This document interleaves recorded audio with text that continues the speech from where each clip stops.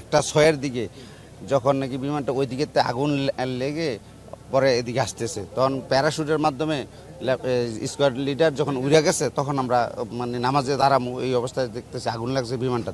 তখন আইসা প্যারাশুটটা এই গাছের মধ্যে আটকে গেছিল। পরে স্কোয়াড লিডার যে একটা রুমের মধ্যে পড়ছিল এটা কেউ জানতো না, মানে ওই রুমটা ছিল বদ্ধ তালা মারা।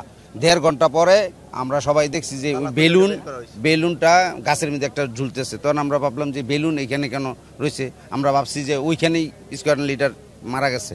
তখন স্কোয়াড লিডার যখন ওইখানে মারা গেছে মনে করছি, তখন তো এদিকে আর আমরা এতই প্যারাসাদ নিয়ে নেই কা, আমরা ওইদিকে নিয়ে ব্যস্ত, পানি টানি বালি টালি নিয়ে ওইদিকে আগুন নিবানোর অনেক চেষ্টা করতেছি।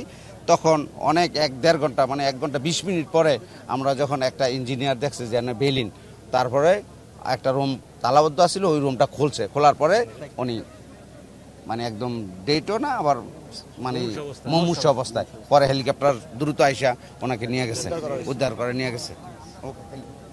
আমরা যখন এই ব্লাস্টের শব্দ হয় তখন এই যে পিছনে এই বিল্ডিংটাতে, এই বিল্ডিংটার পিছনে একটা রুম আছে, তো আমরা ওই রুমে বসে রয়েছি। তখন হঠাৎ করে একটা শব্দ হলো, শব্দ হওয়ার সাথে সাথে আমরা আসার পরেই দেখতে যে এখানে আগুনের দাউ দাউ করে আগুন জ্বলতেছে।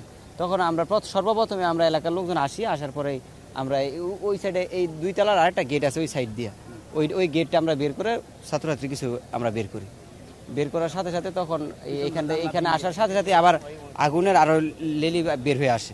বের হওয়ার সাথে সাথে সবাই আবার দূরে চলে যায়, কিন্তু আমরা সর্বপ্রথম যে পারছি পানি দিয়ে আমরা নিবানোর চেষ্টা করছি।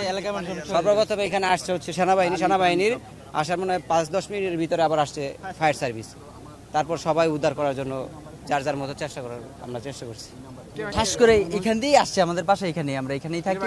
প্লেনটা আসছে মানে অনেক আওয়াজ, বিকট শব্দ হয়েছে, ঠাস করে এখানে পড়ছে, দৌড় করে আইছে, আয় দিয়ে পুরাই মানে আগুন, মানে বিশাল আগুন ধরছে, দাউ দাউ করে আগুন জ্বলতেছে।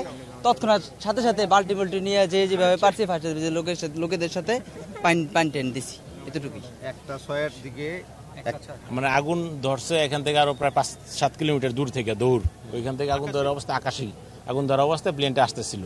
তখন আমরা মানে ওইভাবে বুঝতে পারি নাই। আসার পরে আমরা আমাদের ইমাম সাহেব নামাজে দাঁড়াইছিলাম, ইমাম সাহেব বলতেছে ভাই মালয়েশিয়াতে প্লেন পড়ছে। কিসের প্লেন পড়ছে?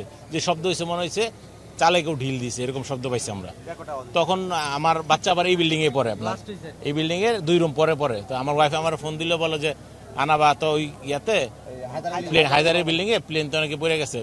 তখন আমি বললাম দ্রুত যাও। তখন আমিও ফরজ শেষ করে দ্রুত আসছি, এসে দেখি আপনার বিল্ডিং এর সামনে আগুন জ্বলতেছে।